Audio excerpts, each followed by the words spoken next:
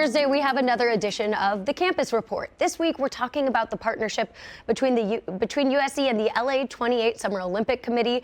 The LA institution will serve as a central host, providing space for the opening ceremony and hosting competitions at the LA Memorial Coliseum. And as a part of tournament security, the U.S. Secret Service will establish stop and search zones on USC's campus. They'll be up during the Summer Games and the Paralympics in the fall. According to the university, it's not clear where these checkpoints will be or how many the federal government will set up. So joining us now is USC student journalist Ashton Griffith. Ashton, hi, thank you so much for joining us. Listen, once the Olympics come around, USC will host several events, including track and field events, badminton, rhythmic gymnastics, and it will host press and media operations. So how will the games and this heightened security presence impact students' life on campus? Yeah, so when you list the ways that USC will be involved in the Olympics, USC is going to be a part of an infrastructure that will make the Olympics in LA and here in 2028 even possible. And so when you go on the ground at USC, it's going to affect a student's day-to-day life on campus. I can already tell you off the top of my head, there are spots on campus that are packed with just students at various times throughout the week. So it's going to make a student's life even that much more stressful going from point A to point B, whether that's getting a study spot, getting groceries, going to the gym, getting a bite to eat after class, going to class. It's going to make that experience for students that much more stressful. And you got to speak to some students on campus and their thoughts about anticipating this kind of increased congestion. Here's what they had to say.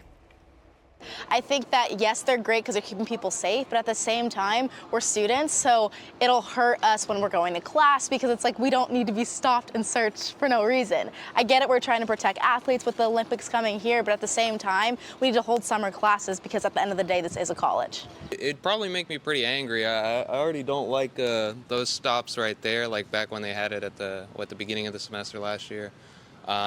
I don't know, I always called them Gestapo stops, and it sounds like we're going to get more, so I don't really appreciate being searched. It's weird. I think that's way too much, in my personal opinion. I wouldn't be opposed if they really wanted to reinstall the security checkpoints at separate main entrances of campus. I wouldn't really be opposed to that. I understand that.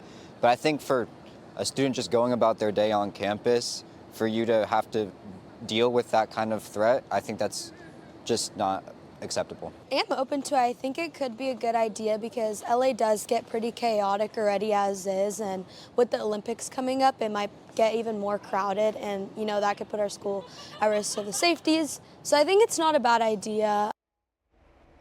Yeah, you're going to have to budget a lot of extra time just in the business of getting to class, right? And you talked about campus operations. You spoke with some of the faculty. And how will these stop and search zones impact the business of higher education? Yeah, so earlier in the week, I talked to USC professor of social work, Julie Cedarbaum. She was quoted in the Daily Trojan article that had the search and stops in the article. And what she told me, her comments were a little bit taken out of context. She wanted her comments to reflect the university take into account feelings of faculty and staff. And so what faculty is going to have to deal with in 2028 is basically a trade-off. Campus mobility, accessibility for global recognition in a way.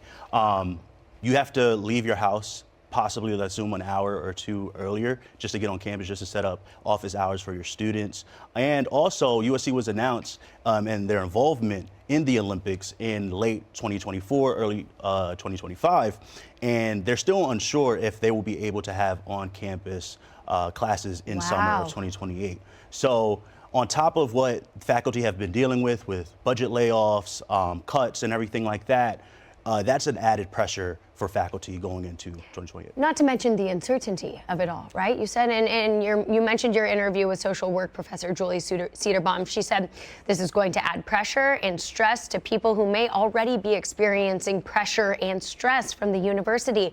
Over the past year, there have been a lot of challenges, including layoffs and broader changes.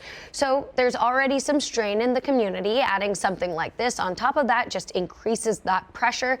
There's an expectation that the student experience is going to be prioritized, and faculty and staff will be asked to accommodate to whatever that looks like. And I think that's appropriate in some ways, but it shouldn't be the only consideration. USC student journalist Ashton Griffith, thank you so much for joining us, breaking it down, giving us firsthand insight. to a lot of the questions our community is going to be facing with the LA28 games on the horizon. Thank you so much for having me. I really appreciate it. Thank you.